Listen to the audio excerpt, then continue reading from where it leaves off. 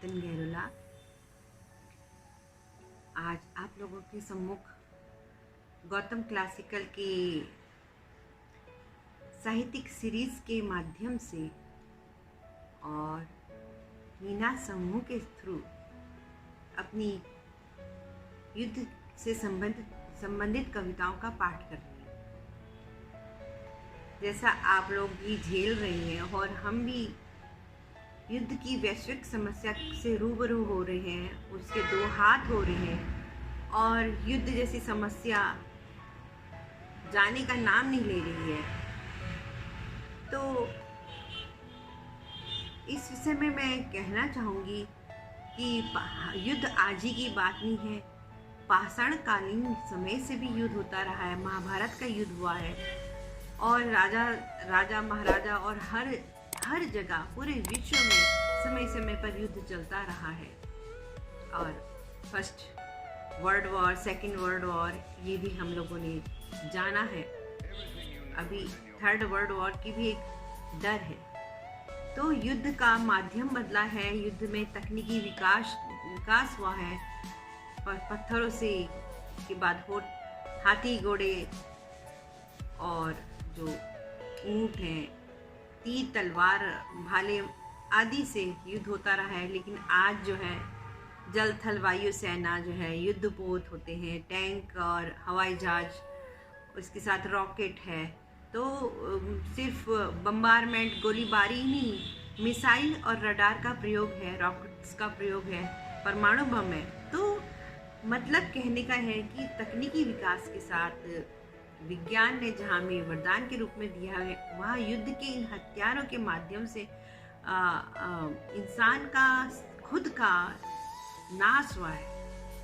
और युद्ध की जो त्रासदी है उससे हर व्यक्ति, हर एक संवेदनशील दिल जो है वो बहुत विह्वल होता है, दुखी होता है।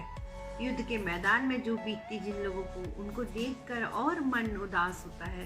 तो ऐसे में एक संवेदनशील कवि, एक कवि की कलम क्या लिखती है, इसी तरह से मैंने भी युद्ध सीरीज पर कुछ कविताएं लिखी हैं। तो कविता इस तरह से है।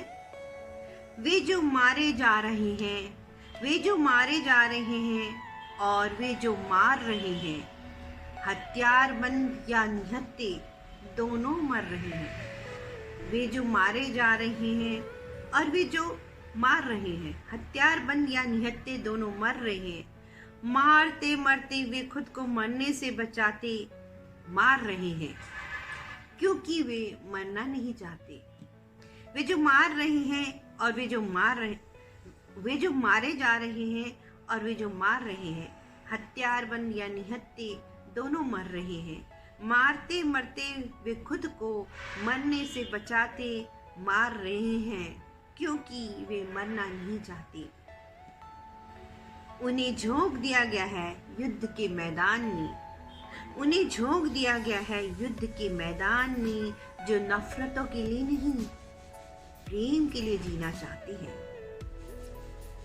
वे युद्ध भूमि से अपनी आवाज पहुंचाना चाहते हैं अपनी माँ, पिता, भाई, बहन, प्रेमिका के पास।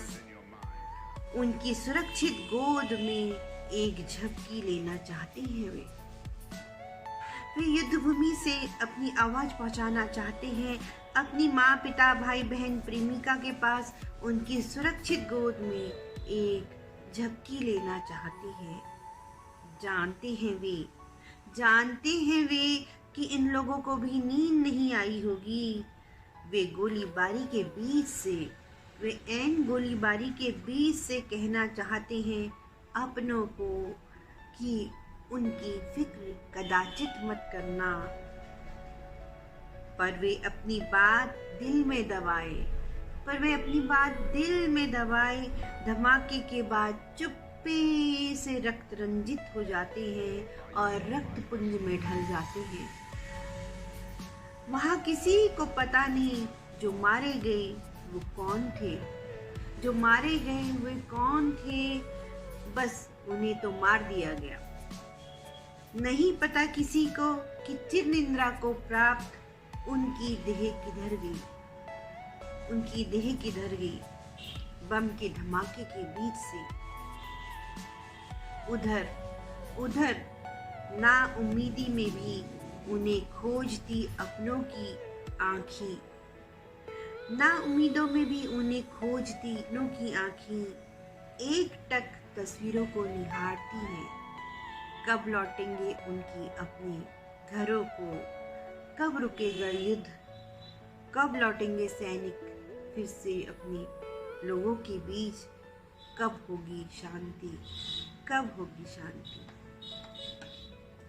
इसी के साथ मैं चाहूँगी कि इस सीरीज़ की अन्य कविताओं को भी आपके सम्मुख ला सकूं, और मैं चाहूँगी कि जो युद्ध चल रहा है इस बीच रूस और यूक्रेन के बीच में, इसमें शांति हो, सुलह हो, और आगे इसके आगे कोई भी मानवता का, किसी भी मानव का और किसी भी तरीके का कोई नुकसान न हो।